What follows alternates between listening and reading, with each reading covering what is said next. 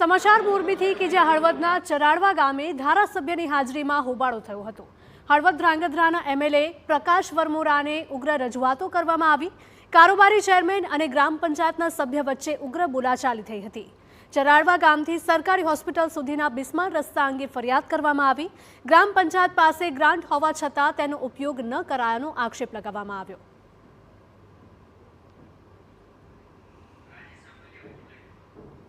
સંવાદદાતા રાજેશ જોડાયા છે વધુ અપડેટ સાથે। રાજેશ, જણાવશો કે શું છે અહીંયા સ્થાનિકોની માંગ, કારણ કે હળવદના ચરાડવા ગામે ધારાસભ્યની હાજરીમાં જ હોબાળો થયો હતો।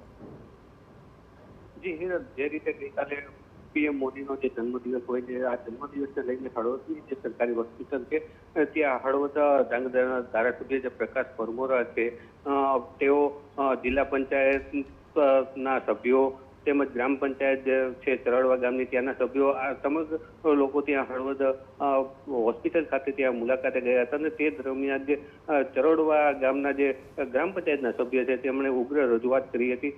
તેમણે એવું કહ્યું હતું કે ચરાડવા ગામથી જે સરકારી હોસ્પિટલ સુધી પહોંચવાનો જે રસ્તો છે એ યોગ્ય નથી, તેને બનાવવામાં કેમ નથી આવતો, તમને કેમ આ રસ્તો દેખાતો નથી। ગ્રામ પંચાયતમાં આ માટે ગ્રાન્ટ પણ પડી છે પરંતુ હજી સુધી તેનો ઉપયોગ કેમ કરવામાં આવ્યો નથી। આવા અનેક સવાલો તેમને કર્યા હતા। સરકારી હોસ્પિટલ સુધી પહોંચવાનો એકમાત્ર જે રસ્તો હોવો જોઈએ એ રસ્તો પણ સારો નથી। આવી ઉગ્ર રજૂઆત કરીને થોડી વાર માટે સભ્યો, ગ્રામ પંચાયતના સભ્યો અને